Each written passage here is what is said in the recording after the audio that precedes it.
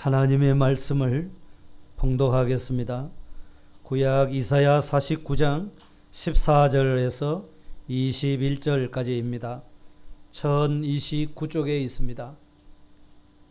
1029쪽 이사야 49장 14절에서 21절까지입니다. 찾으셨으면 제가 봉독하겠습니다. 오직 시온이 이르기를 여호와께서 나를 버리시며 주께서 나를 잊으셨다 하였거니와 여인이 어찌 그 젖먹는 자식을 잊겠으며 자기 태에서 난 아들을 긍휼히 여기지 않겠느냐. 그들은 혹시 잊을지라도 나는 너를 잊지 아니할 것이라. 내가 너를 손바닥에 새겼고 너의 성벽이 항상 내 앞에 있나니 내 자녀들은 빨리 걸으며 너를 헐며 너를 황폐하게 하던 자들은 너를 떠나가리라. 내 눈을 들어 사방을 보라. 그들이 다 모여 내게로 오느니라. 나 여호와가 이르노라. 내가 나의 삶으로 맹세하노니 네가 반드시 그 모든 무리를 장식처럼 몸에 차며 그것을 띠기를 신부처럼 할 것이라. 이는 내 황폐하고 적막한 곳들과 내 파멸을 당하였던 땅이 이제는 주민이 많아 좁게 될 것이며 너를 삼켰던 자들이 멀리 떠날 것이니라. 자식을 잃었을 때에 낳은 자녀가 후일에 내 귀에 말하기를 이곳이 내게 좁으니 넓혀서 내가 거주하게 하라 하리니 그때에 내가 내 마음에 이르기를 누가 나를 위하여 이들을 낳았는고. 나는 자녀를 잃고 외로워졌으며 사로잡혀 유리하였거늘 이들은 누가 양육하였는고. 나는 홀로 남았거늘 이들은 어디서 생겼는고 하리라. 아멘. 우리 하나님은 언약의 하나님이십니다. 우리는 그 언약의 백성입니다. 그렇기 때문에 우리 하나님은 우리를 언약 백성된 자를 결코 잊어버리지 않습니다. 그것은 그만큼 우리를 사랑하고 계시다는 말씀입니다. 그러니까 하나님이 우리를 사랑하시는 그 사랑에 대해서 하나님의 속마음, 그것을 마치 여인들이 신는 버선이지요. 버선 코를 싹 뒤집어서 보여주듯이 하나님이 우리를 사랑하시는 사랑은 이렇다라고 오늘 본문에서 보여주고 있습니다. 당시 유다 백성들은 자기 나라를 멸망시키고 사로잡아가서 포로 생활하도록 만들었습니다. 그렇기 때문에 그들은 몸과 마음이 심히 힘들었습니다. 견디기가 어려웠습니다. 수십 년 포로 생활하는 가운데서 희망조차도 이제는 없어졌습니다. 그런데 하나님께서는 그들에게 다시 회복을 주시겠다고 말씀하시는 겁니다. 다시 회복을 시켜주겠다. 그래서 그런 회복의 약속을 주신 것은 하나님의 언약 백성들이 더 이상 절망하지 말고 소망을 가지고 살아라. 이런 뜻에서 하나님이 이런 예언의 말씀을 주셨던 것입니다. 우리도 살다 보면은 바벨론의 포로로 끌려가서 포로 생활했던, 노예 생활했던 유다 백성들처럼 때때로 우리 몸과 마음이 힘들어 지쳐 있을 때가 있습니다. 그때는 참 소망이 보이지 않는 그런 때가 있습니다. 몸이 계속 아프다든지 하는 일이 계획한 대로 안 된다든지 또 경제적으로 너무 힘이 들 때 우리는 육신적으로도 매우 절망감을 느끼게 됩니다. 하나님이 과연 계시다면은 이렇게까지는 될 수 없을 건데 하는 느낌이 들기도 하죠. 그러면 하나님은 나를 사랑하지 않는가 보다, 하나님은 나를 잊어버리셨는가 보다, 이런 생각이 들기도 하지요. 그러나 그런 생각들은 뭡니까?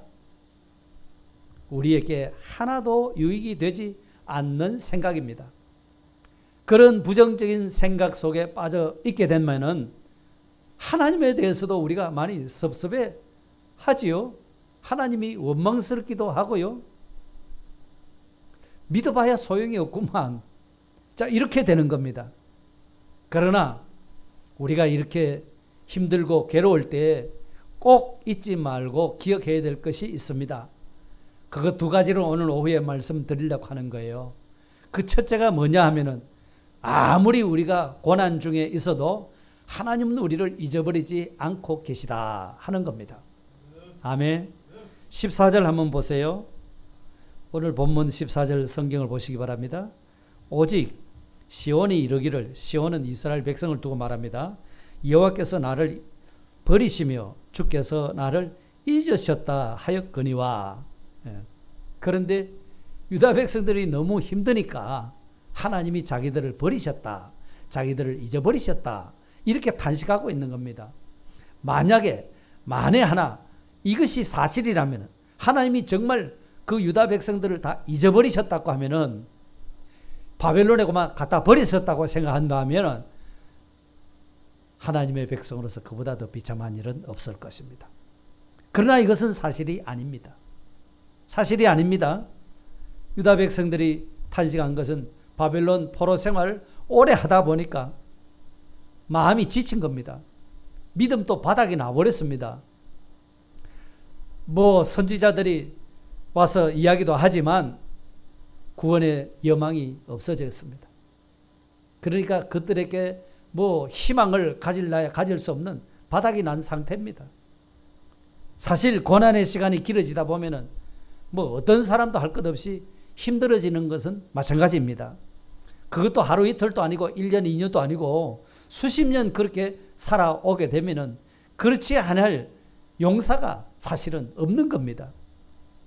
그래서 잠언 13장 12절에도 솔로몬이 이런 이야기합니다. 소망이 더디 이루어지면 그것이 마음을 상하게 하거니와. 그렇죠? 뭐 좋은 원하는 대학에 가려고도 재수하는 사람이 있고 삼수하는 사람이 있고 사수하는 사람이 있고 사법고시 치는 사람도 뭐 9번 재수해가지고 되는 사람도 있고 그렇잖아요. 하다 안 되면 얼마나 낙심이 되고 힘이 떨어지겠습니까? 그죠? 그러니까 소망이 더디 이루어지면 누구든지 그렇게 마음이 상하는 것은 뭐 인지상정인 거죠. 안 그럴 수 있는 사람이 없습니다. 시편 77편 9절에도 하나님이 은혜 베푸심을 잊으셨는가? 노하심으로 그 긍휼을 막으셨는가? 이런 생각이 들 수밖에 없는 겁니다. 우리가 엔간한 믿음을 가졌다 해도 우리에게도 소망이 더디 이루어지면은 자, 하나님이 나를 잊으셨는가? 하나님이 노여워하셔서 나를 긍휼히 여기지 않는 것 아닌가? 이런 생각이 드는 것이 인지상정이죠. 그렇습니다. 사람은 다 이렇습니다. 나는 안 그렇다 장담할 사람이 누가 있겠습니까? 힘들고 어렵다 보면은 또 시간이 길어지다 보면은 이런 하나님은 마치 자신을 잊어버린 것처럼 그런 생각이 드는 겁니다. 그 생각이 들면 어떻겠습니까? 정말 하나님이 나를 노여워하시는가? 별의별 생각이 다 들 수 있게 됩니다. 그러나 그런 가운데서도 하나님은 결코 자기 백성, 언약 백성을 잊어버리지 않으신다는 사실을 우리는 놓지 말아야 하겠습니다. 15절에서 어떻게 안 잊어버리시는가? 여인이 어찌 그 젖먹는 자식을 잊겠으며 자기 태에서 난 아들을 긍휼히 여기지 않겠느냐? 그들은 혹시 잊을지라도 나는 너를 잊지 않을 것이라. 이 세상에 자식을 잊어버린 자가 어디 있겠습니까? 혹시 어릴 때 어디 외출을 했다가 아이를 잃어버려서 수십 년 찾지 못한 그 어머니의 마음은 어떻겠습니까? 그 밤마다 잠을 잘 수가 없는 것 아니겠습니까? 그걸 어떻게 잊어버립니까? 그렇지 않다 할지라도 자기 태에서 난 자식을 긍휼히 여기지 않을 자가 없고 잊을 수가 없는 거죠. 흔히 뭐 여자는 약해도 어머니는 강하다는 그런 말이 있기도 합니다. 그것이 뭡니까?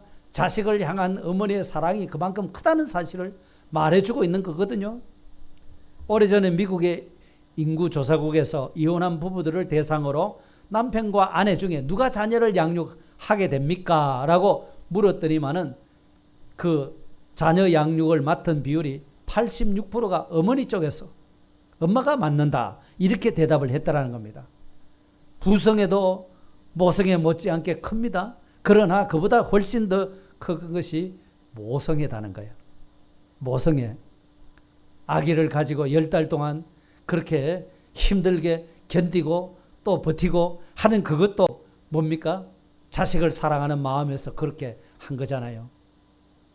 전에 우리 교인들도 보니까 배가 이렇게 불러서 그냥 숨쉬기도 어려운데 그 성경 암송대회 했을 때 성경 암송대를 이러면서 암송을 다 한 집사님이 계셨어요. 그 딸내미가 오늘 여기 와서 찬송을 하네요. 그래요. 그 얼마나 그 아기를 가지고 있으면서도 그 자녀를 사랑한 마음에서 무겁고 힘들고 숨쉬기조차도 힘들어도 참고 견디는 거거든요. 그만큼 모성애가 얼마나 강하다 하는 것을 느낄 수가 있습니다. 그런데 우리를 향한 하나님의 사랑은 그런 어머니의 사랑보다도 훨씬 더 몇천 배, 몇억, 억만 배보다도 더 크다는 것을 알아야 합니다. 왜 그런가 하니까 15절 하반절에 그들은 혹시 잊을지라도 나는 너를 잊지 아니할 것이라 이렇게 말씀하셨습니다. 사람은 잠시 잠깐이라도 잊을 수 있습니다. 그렇죠? 혹시 그렇게 자식에 대해서 어머니가 잠깐 잊을 수는 있지만 하나님은 절대로 잠시도 잊어버리지 않는다라고 말씀하십니다.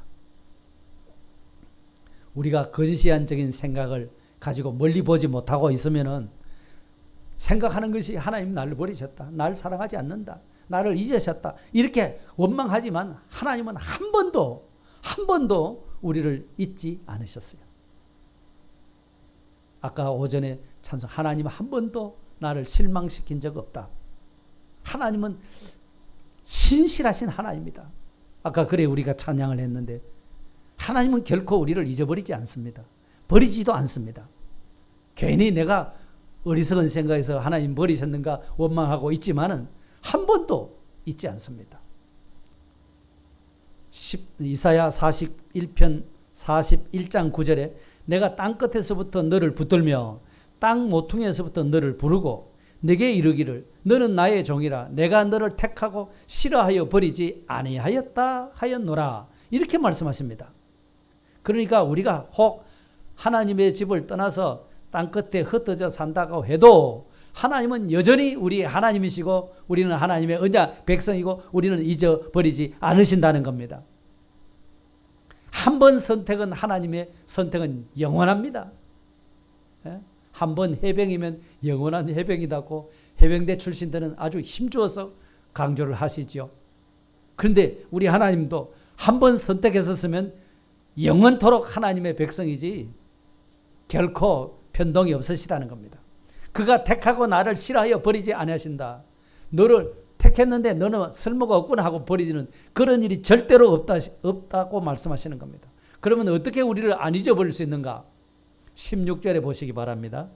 내가 너를 내 손바닥에 새겼고 너의 성벽이 항상 내 앞에 있나니 손바닥에 새겼다는 말이 무슨 말일까요? 우리도 흔히 잊어버리지 않도록 해서 요즘은 뭐 핸드폰에도 바로 이렇게 노트할 수도 있지만은 그전에는 볼펜 가지고 손바닥에 많이 기록한 적이 있었습니다. 그러면 손은 자주 보니까 금방 알 수가 있다는 거잖아요. 하나님도 우리를 잊지 않으시기 위해서 손바닥에 새겼다고 말씀하셨어요. 여러분 하나님의 손이 있습니까? 손바닥이 있습니까? 하나님의 손바닥은 우리 손바닥처럼 요래 생겼습니까? 하나님의 손바닥이 있습니까? 없습니까? 없지요.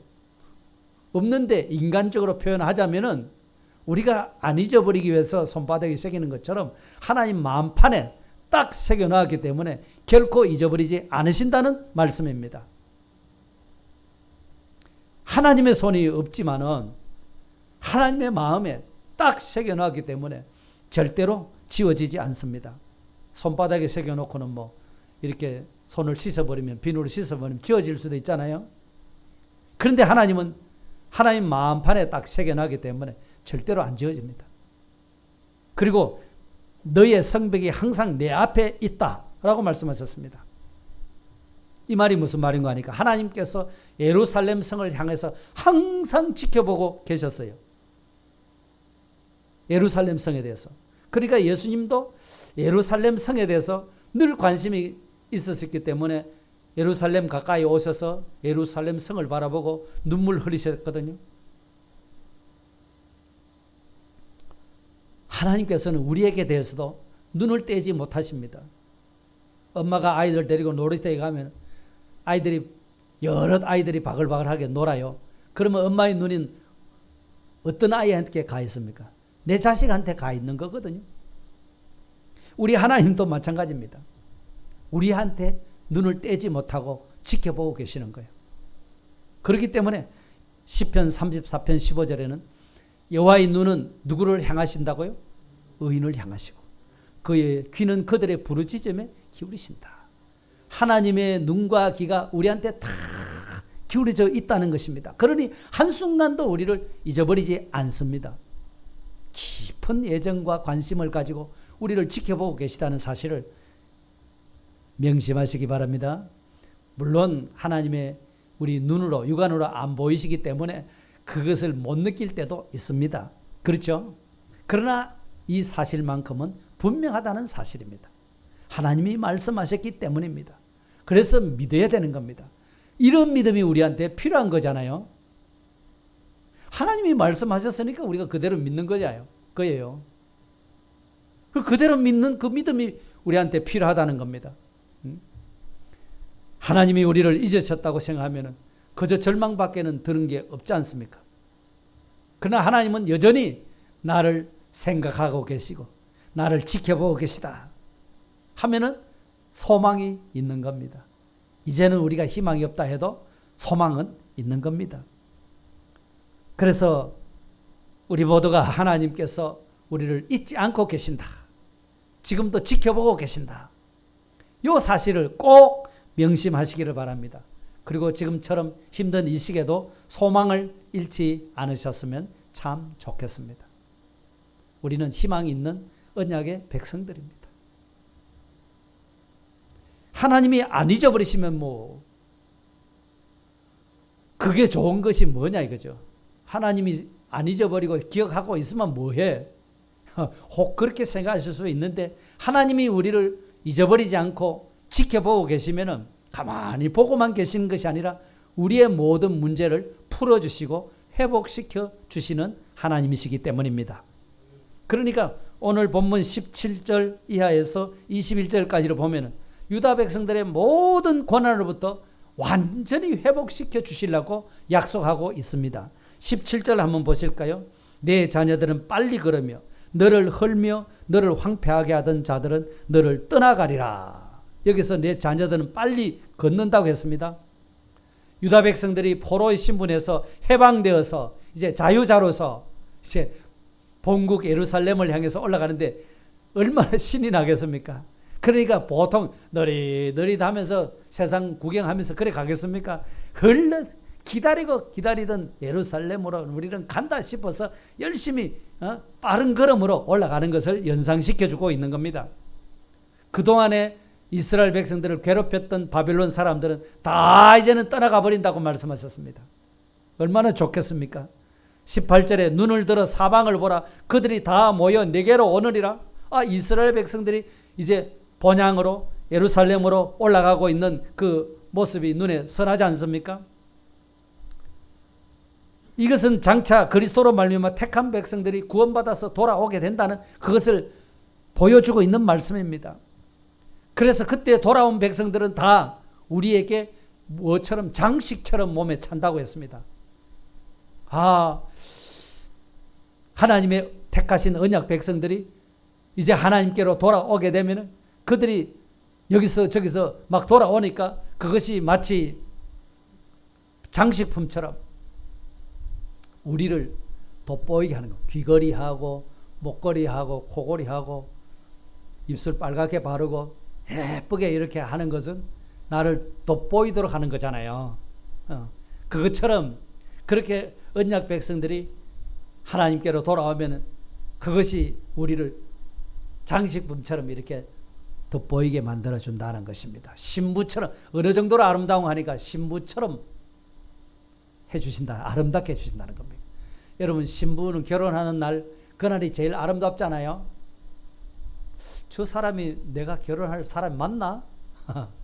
이렇게 싶을 만치 아주 평소에 보지 못한 아름다움을 느끼게 되지 않습니까? 영적 이스라엘의 몸된 교회가 구원받은 성도들로 인해서 장식이 되고 아름다운 띠가 되어서 영광을 누리게 될 것을 말씀하고 있는 겁니다.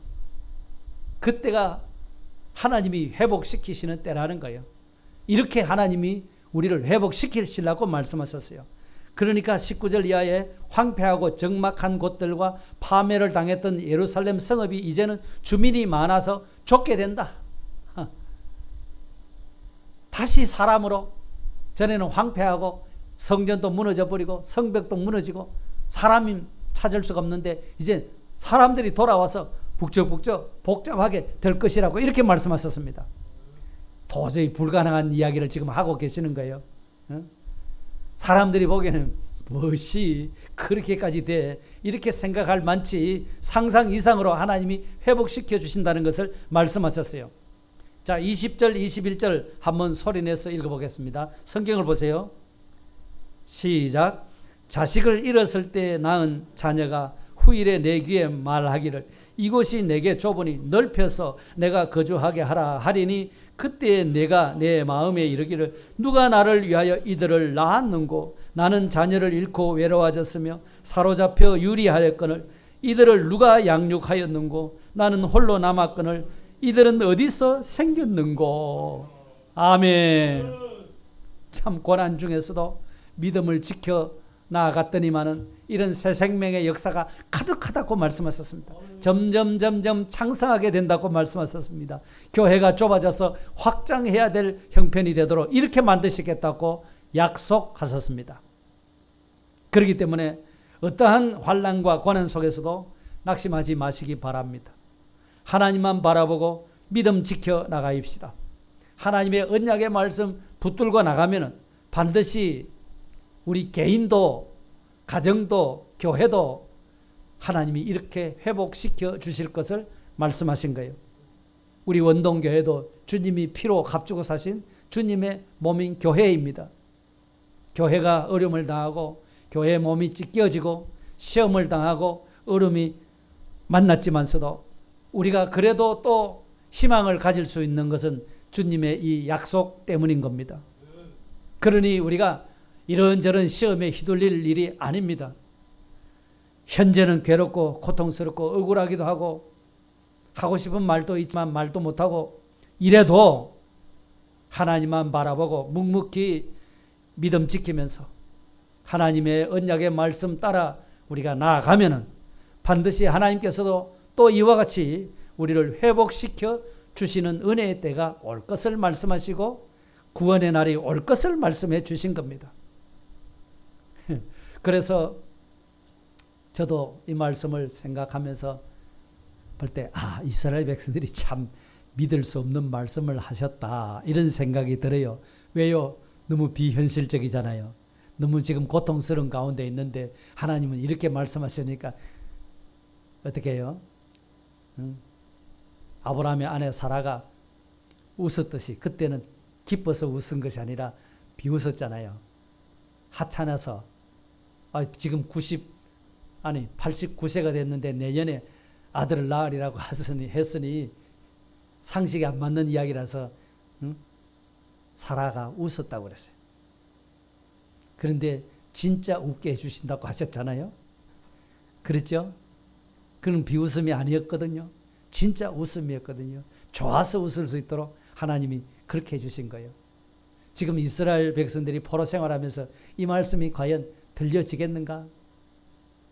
자기 형편이 이런데 택도 없는 소리를 하나님이 하신다. 아마 이런 생각을 할 수 있었을 것입니다. 그러나 역사적으로 보면은 그게 전부 어리석은 생각에 불과한 겁니다. BC 538년부터 3차 걸쳐서 유다 백성들이 바벨론에서 예루살렘으로 돌아오게 되었습니다.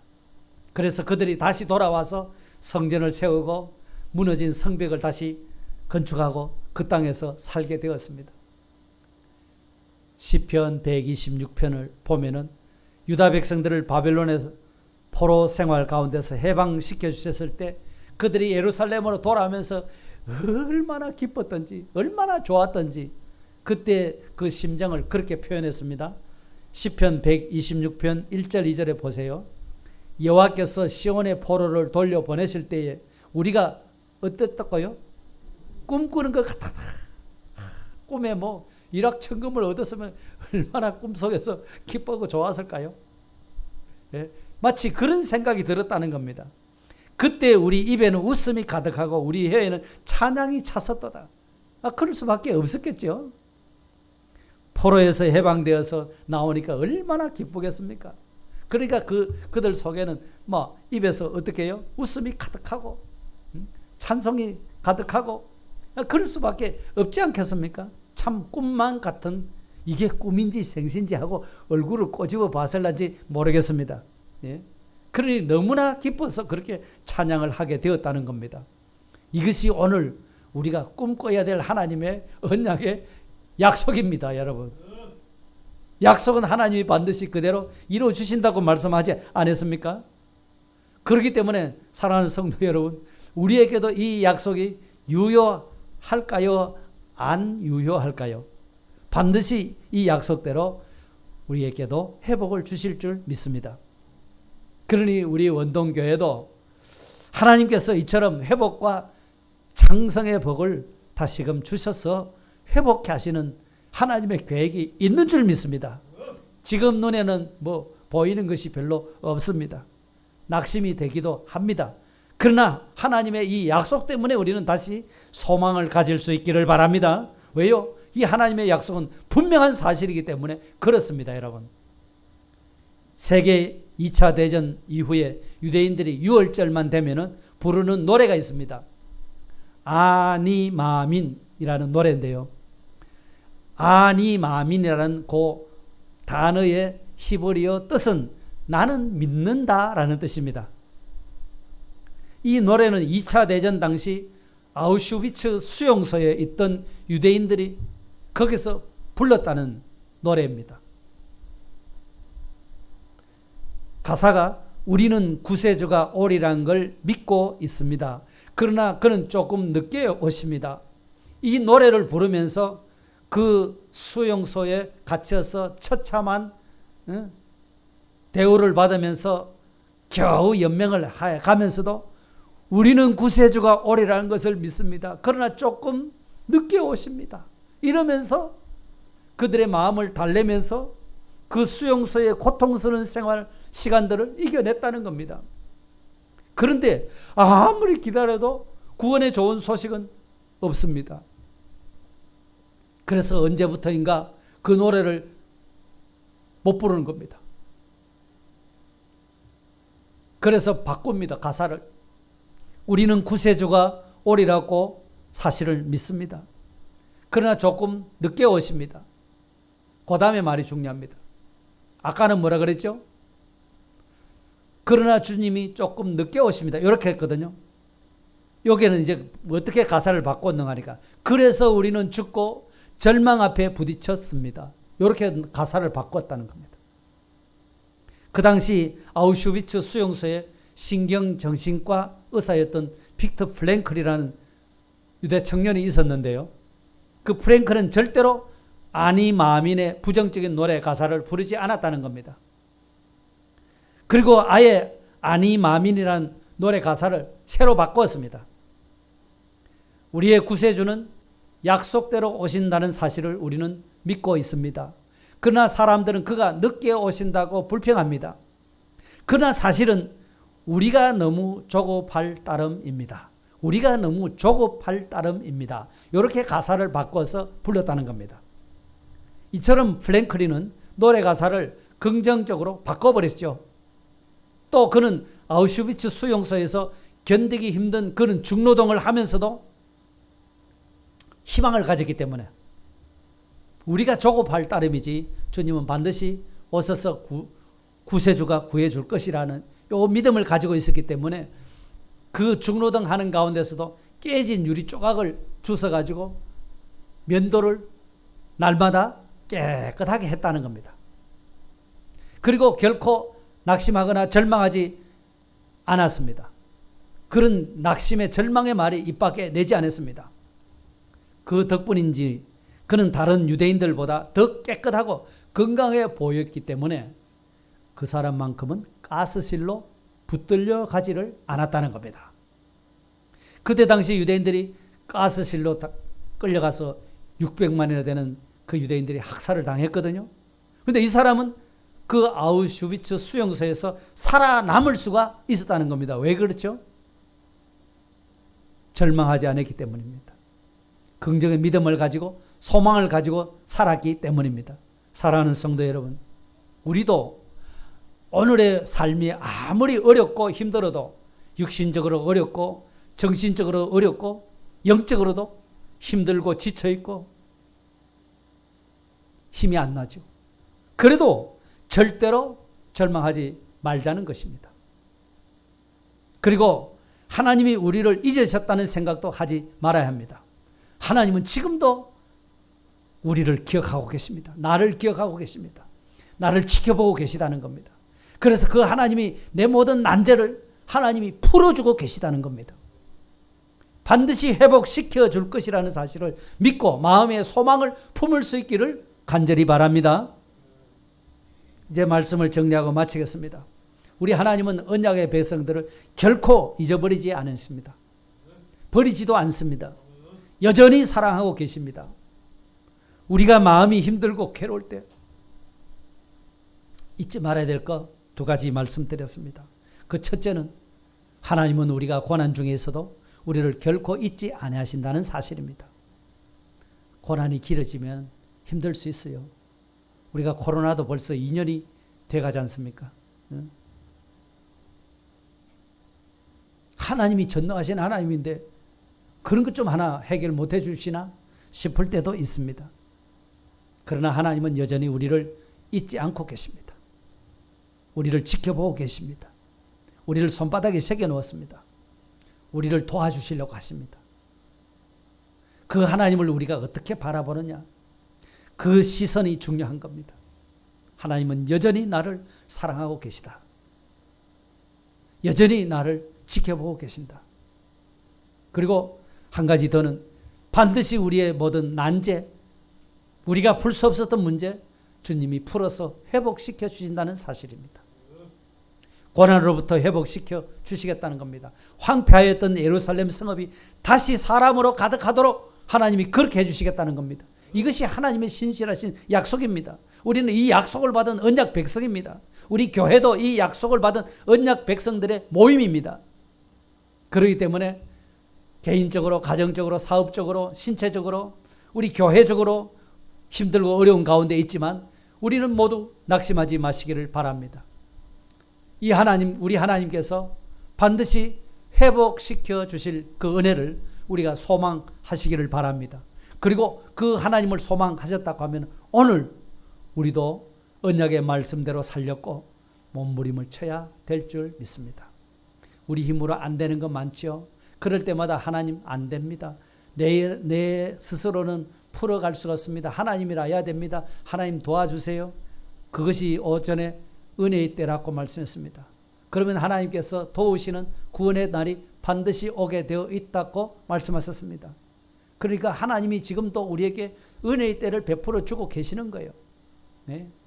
평안하고 형통하고 좋은 일만 있는 것이 은혜의 때가 아닙니다. 그것도 은혜의 때이지만 괴롭고 힘들고 견디기 어려운 낙심과 절망할 만한 현실도 하나님이 은혜의 때로 주신 줄 믿습니다. 아멘. 그렇기 때문에 이 은혜의 때에 우리가 응답받고 구원의 날에 반드시 도우시는 그 하나님이 건져주시고 회복시켜주시는 그 실상을 우리도 경험하실 수 있기를 간절히 바라고 축복합니다. 다 같이 한번 주신 말씀 기억하시며 통성으로 기도하십시다. 자비로우시고 긍휼이 많으신 하나님 아버지, 결코 우리를 잊어버리지 않으신다고 하신 주님의 말씀, 우리에게 주신 언약의 약속입니다. 지금은 힘들고 지쳐 있습니다. 육신적으로, 정신적으로, 또한 영적으로도 심히 연약한 가운데 있고 지쳐 있습니다. 기력이 없습니다. 그렇다 할지라도 하나님은 여전히 저희들을 버리지 않으셨습니다. 우리를 지켜보고 계십니다. 손바닥에 새겨놓고 하나님의 눈동자가 우리를 향해 있는 이 사실을 저희들이 잊어버리지 않도록 은혜 베풀어 주시고, 그 하나님께서는 반드시 우리의 난제들을 다 풀어서 그 문제들을 해결해 주시고, 하나님께서 황폐한 그곳에 사람들이 몰려오도록 만드시고 창성하게 만드시고, 아버지 하나님께서 더 회복시켜 주시는 이런 약속이 우리에게 주어졌다는 사실을 깨달아서 낙심하지 않게 하시고, 소망족의 믿음을 지켜나가게 하시고, 오늘 현실만 보고 낙심하는 저들 아니 되고 오늘 약속을 바라보고 약속을 따라 살아가는 저희들이 되도록 도와주시고, 우리 힘으로 견딜 수 없기 때문에 하나님의 도우심을 간구하는 저들 되게 하여 주옵소서. 우리의 마음을 열어주시고 입술을 열어주셔서 하나님을 향해 부르짖을 수 있는 저희 교회 성도님들 다 되어질 수 있도록 은혜 베풀어 주시고, 하늘의 신령한 눈을 열어서 하나님이 우리에게 주시고자 하시는 그 신령한 세계를 우리가 미리 내다볼 수 있는 영안이 열릴 수 있도록 도와주셔서 낙심하지 않고 믿음으로 전진하고 또 전진할 수 있도록 날마다 새 힘을 주셔서 독수리가 날개치며 올라가는 그런 신앙생활이 되도록 하나님이여 우리를 축복하여 주시옵소서. 우리에게 일어나고 있는 크고 작은 일들도 독수리가 날개치며 올라가 버리면 그것을 능가하는 그런 능력이 우리에게 주어질 줄 믿습니다. 하나님, 우리에게 지혜를 주시고 능력을 주셔서 넉넉히 극복하고 이겨내는 그런 담대한 신앙의 사람으로 서도록 주께서 복에 복을 더하여 주시옵소서. 예수님 이름으로 간절히 기도드리옵나이다. 아멘.